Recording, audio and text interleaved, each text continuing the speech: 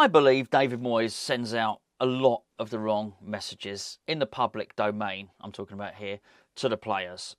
I do believe he's speaking to the players when he speaks in the press, by the way, but also that messaging sort of filters through and we as fans get it as well. We can only take his comments that we hear because obviously we're not party to the conversations that go on behind closed doors. I can imagine a scenario, though, where David Moyes is sat in a room, possibly with Rob Newman, before they're about to sign a player. And the player is sat in the same room. I don't know why I always imagine a desk. They're probably sat on the sofa or whatever. But let's say they're sat on the opposite side of the desk, the player and his agent. And at that point, David Moyes is probably outlining to the player where he fits into his plans. Now, we know because we've got historical and some of very recent history, historical examples of David Moyes not guaranteeing players a place in the team. We understand that, and that's what he does. But still, at that point, when you're in that room, that's your opportunity to sell your concept to the team and the strategy to the player. You have to imagine if they're sat in the room, you've probably already sold the concept of the club to them. But where are they going to play in your team? How do they fit into your plans? That's quite pivotal. Now, we don't know what goes on there, so I'm just talking about the messaging that goes on publicly. And the messaging of late has been, I don't trust these new players. I'm going to stick with the old ones. They're not ready. Maybe not trust. They're not ready yet. They're going to take a while to bed in. I'm going to revert back to the older ones. Now, that's completely the wrong message. And before anybody says, well, there'll be somebody who says, oh, you think you know more about football than David Moyes? I don't. I don't think I know more football about David Moyes. But I just know what I would feel if I was a player who'd just signed for a club, particularly if I was an international player, which is what we're trying to buy, in World Cup year, and I was told, well, as I was hearing in the press, that really I wasn't ready. Even if I felt ready, I'd just think, hold on a second, that's not why I signed for this club. And also, you've got to think in World Cup year, time is at a premium. There ain't much time, particularly it's not even a normal World Cup year. It's not like they played a whole season and there's a World Cup. Halfway through the season, there's a World Cup. Emerson has come to West Ham to get into the team, so as he can play week in, week out, and get into the Italian team. Scamacca, same thing, same team. Now, don't get me wrong, he was playing every week at Sassuolo in Italy, but he's probably thinking, well, in the Premier League, that higher profile league, for getting the Premier League and score goals there, got a chance of, number one, getting Mancini's squad, number two, maybe starting in the team itself. I mean, you can go through all of the players there, and they've all got individual reasoning for joining it. The latest one's Van Aken. Now, Van Aken obviously is always part of the Belgian squad, or has been for the last few years. Make no mistake about it, though. If he comes to West Ham and he gets benched and he gets put on the bench, then he ain't going to be considered for selection. And that is going to be really, really demotivating, which is why the messaging, I feel, is incredibly important. And it's why I feel the messaging, particularly in terms of when we play in European football, is crucial. Because you've got to motivate the players. And again, what do I know about motivation over David Moyes? Well, not a lot. I've managed 0 games of professional football. But I do know what would motivate me. And if someone dangled the carrot, which basically said, if you play well in this game, you're in the team, then that would make me motivated. And I am far from convinced that David Moyes does that.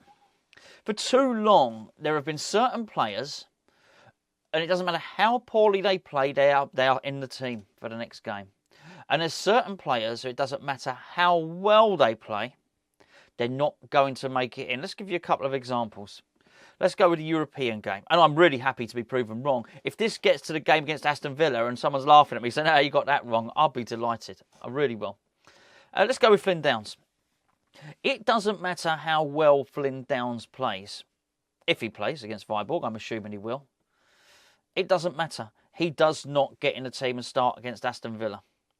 By the same token, it doesn't matter how crap Thomas Souček is. And I'm sorry, I'm picking on him at the moment because the midfield is not functioning. The central hub of West Ham's team at the moment is broken. So it doesn't matter how bad Thomas Souček is and how good Flynn Downs is, it ain't happening, mate.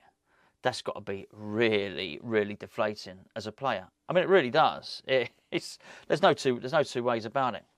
Give you another one, another young player. Harrison Ashby. Doesn't matter how well he does. He won't get into the team. And that in itself is just terrible messaging and not motivational. In fact, I think the messaging with those two is probably quite different. I'm going to ease you in. I'm going to let you play these European games, some of them. You're not going to get into the team unless the team is completely decimated by injuries, because I don't think you're ready. And maybe, just maybe, after months and months and months, you might be able to force your way in. In some instances, years. I'm talking about Ashby there. You may get a start, first team start, in a game that matters, by the way. You know what I'm saying when I say a game that matters. Obviously, the Conference League does matter, but you know what I mean. In a competitive Premier League game. And I think it's all completely wrong. The messaging should be, you play out your skin, you get man of the match, you're in. The message to the striker, all right, you score a couple of goals, you're in. The winger, same thing. Defender, keep a clean sheet, play well, you're in on the next game. I'm struggling in defence, I'm relying on you. Just give them something motivational, something that they can get behind.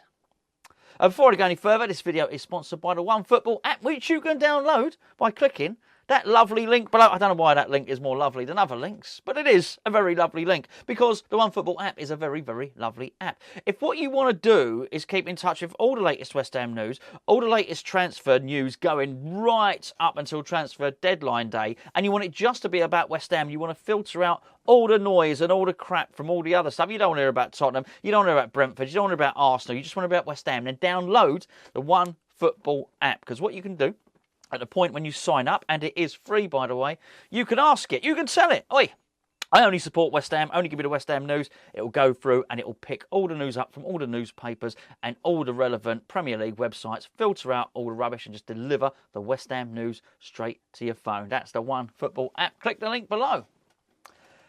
So I'm talking about motivation for these players, and I just wonder where it comes from. And I do wonder, and I've wondered for some time, if David Moyes understands the value, the real value of motivating players. And I don't mean that David Moyes doesn't understand that players need motivating. But my question is, does he really know not only what motivates them, but what deflates them? Is David Moyes even able to identify that a player is feeling down? We've all talked about body language recently. Declan Rice's body language, Jared Bowen's body language. We've spoken about it over the years. Does he even notice? I mean, I'm not going to go as far as to say, does he even care? But some people just don't read that stuff. I mean, some people don't. And I don't buy into the theory that David Moyes knows nothing. I mean, or that suddenly he's been exposed and he knows nothing about tactics. I don't buy into that at all. What? We fluked the last 2 years? No. I mean, clearly not. Clearly not. However, have things changed a little bit tactically? Is he a little bit straight-jacketed tactically? Yes, he is. But that's one part of it. I also think having a motivated team is massively important. At the moment, they don't feel motivated. I remember, a few of you of a certain vintage will remember 1990 World Cup, Bobby Robson. Basically, the team weren't happy. The shape of the team was wrong. There were clearly a lot of players who were unhappy. Bobby Robson, he had a clear the air meeting. Say what you want. Everybody, open, say what you want. And they all did. And in that, basically, a lot of the players told Robson what they felt he was doing wrong. Robson, in turn, said what he would expect. And they basically they thrashed it out. They came up with a new formation. And England went on semi-finals of the World Cup. But we were awful before that. We were absolutely awful. And I just wonder if a clear the air meeting might well be quite a useful thing indeed. Because there's no way that someone like Flynn Downes is going to pipe up. Why would he? He's a new boy. He's going to be keeping quiet. There's absolutely no way that someone like Ashby would be. Ashby's probably just pleased to be in the squad at the moment. But I just look at some of the other managers, and you can all name your managers. There are managers in the Premier League right now who will give a youngster a chance, and if they play well, they're in and they stay in. Some of the other days turn around saying, I want Pochettino in at West Ham. Now, I'm not going along with all that, and this video's not like that. I'm not saying Pochettino's not a good manager. But one thing I do know is he is the type of guy that would, if Flynn Downes was what he needed as a player, Flynn Downes would be in the team. If Souček played really badly, he'd be out. If he thought that the best right-back option in terms of technique and getting a crossover and attacking, which is what Ashby is, if he thought he was the best player, he'd be in. And he's not only Pochettino to do that. There's a lot of managers who will do that, who will throw players in. Okay, I know Liverpool are not the best example at the moment, but he chucked Robertson was... Where did he get Robertson from? Maybe it was Hull or something like that. Robertson wasn't a mainstay of the Liverpool team. He was a squad player who didn't know if it was going to work out or not. Klopp threw him in there. Same with Trent. Trent came through the academy. Klopp threw him in there. It's Harvey Elliott. Boy, what is he, 16, 17? Chucks him in the team. He doesn't care. He'll do it. And a lot of the managers are like that. It's funny when I look at Flynn Downs and we just managed to persuade him at the last minute. And these are his words to come to West Ham. He woke up one morning thinking he was going to Crystal Palace because the deal had all been agreed. And we came back with a better offer. He supported West Ham, so he come to West Ham. Now, I think it's too early to say would he regret it or not. I don't know, but I'll tell you this much. He'd be playing in Vieira's team by now. If Vieira saw that much in him that he was going to go and spend the 12 million or whatever it might have been, Vieira would be playing him. And he'd be learning, he'd be improving. So it's one of these other things that I just think it's really bad on David Moyes' part. It's one thing being cautious. And even if you think it, it's like I said in the preview, the Viborg preview I did with Gio. You can think that players are not ready. You can think that maybe the players that you've already got established in your team are better than the ones that you've bought, but don't say it. Think it, don't say it. Maybe say it in the privacy of your coaching, whatever your coaching meetings or something like that. Don't say it publicly so the players can hear it. So I just don't know what I would... Here's the point. What David Moyes is going to pick a few players for this game against Viborg, and he's going to be saying to them, oh, by the way, can you please help me out and get me through, get West Ham through to the next round? But he's also saying publicly, you ain't getting in my team. So this, it's basically labelling them as reserves. You're my reserves. I just think, I think he's completely over-egged how much glory there is in representing West Ham under David Moyes, or just West Ham at all. Because what he's saying is, you're bit part players. And I just think, even if you were someone like Flynn Downs, he might well be thinking, not now, but after 6 months, he carries on. He might be looking at Crystal Palace, who have got an ethos, who have got a way of doing things. And he'd probably look at Vieira and think, oh, okay, at least there's a manager that knew why he was buying me. And I think that's the thing. By David Moyes saying so early in these players' careers, you're not ready yet, they must be thinking, why did he buy me? I'm pretty sure that wasn't going to be what was said in the meeting. Keira has joined from Paris Saint-Germain, apparently taking a pay cut. Apparently Emerson's taken a pay cut. They're joining West Ham to play. All right, I know Keira's playing, okay? Oh, he has played. They've joined West Ham to play for their national teams. That's it. Not for any love, not because they grew up eating pie and mash and all that stuff, right? There's no love for West Ham, right? Didn't find out that Granny Keira was a Cockney. That's not what's happened here.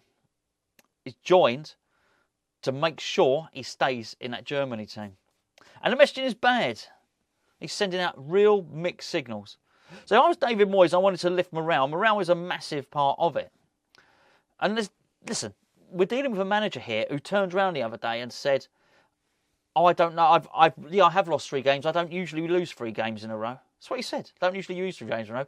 I'll have to have a look and find out why that is. What? I mean, it's just, you just don't want to hear that stuff. So bearing in mind he doesn't seem to know what's gone wrong and why he's lost those 3 games,